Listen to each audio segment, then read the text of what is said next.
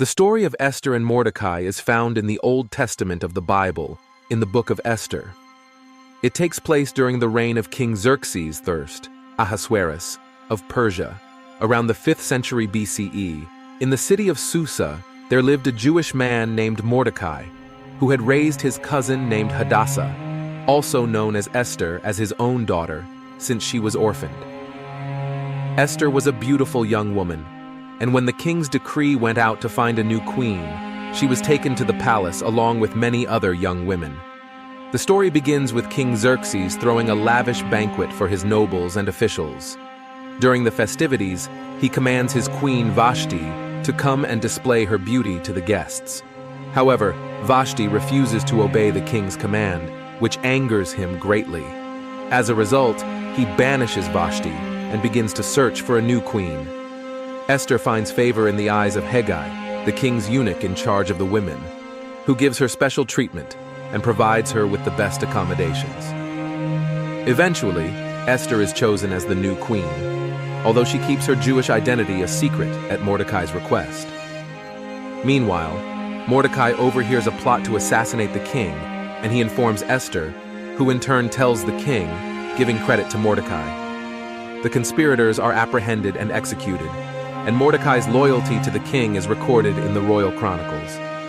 The main conflict of the story arises when the king's chief advisor, Haman, becomes enraged by Mordecai's refusal to bow down to him. Haman is an arrogant and prideful man who convinces the king to issue a decree to annihilate all the Jews in the kingdom on a specific date.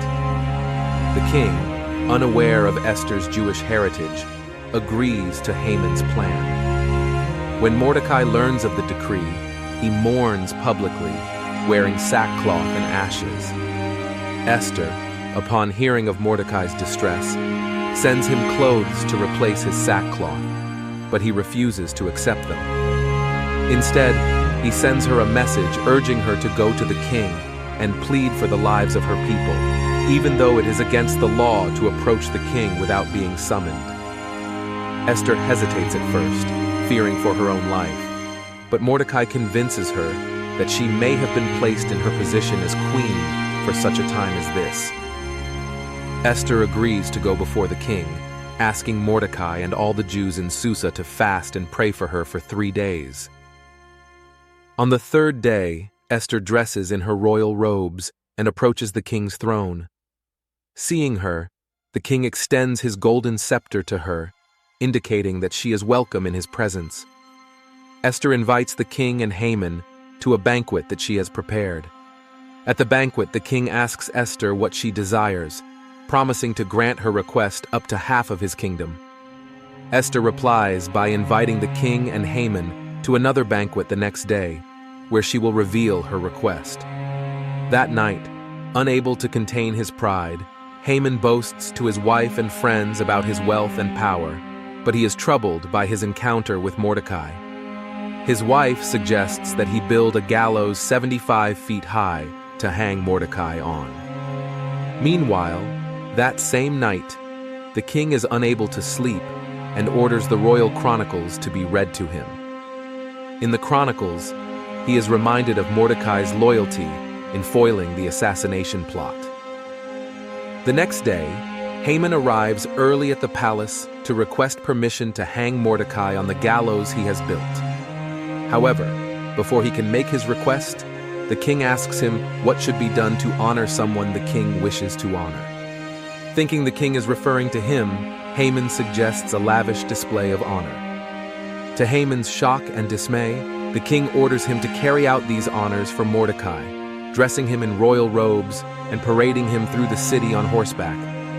Humbled and defeated, Haman rushes home in despair, where his wife predicts his downfall.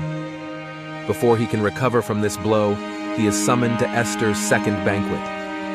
At the banquet, Esther reveals her Jewish identity and pleads with the king to spare her life and the lives of her people, explaining that they have been targeted for destruction by Haman's decree.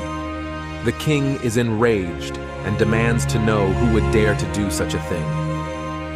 Esther points to Haman, who is terrified and pleads for his life. In a twist of fate, The king orders Haman to be hanged on the gallows he had prepared for Mordecai. The king then issues a new decree, allowing the Jews to defend themselves against their enemies on the appointed day. Mordecai is elevated to Haman's position as the king's chief advisor, and the Jews celebrate their deliverance with joy and feasting. The holiday of Purim is established to commemorate these events for generations to come.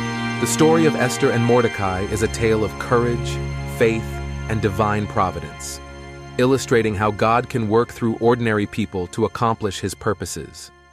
It serves as a reminder that even in the darkest of times, hope and salvation can be found through faith and obedience.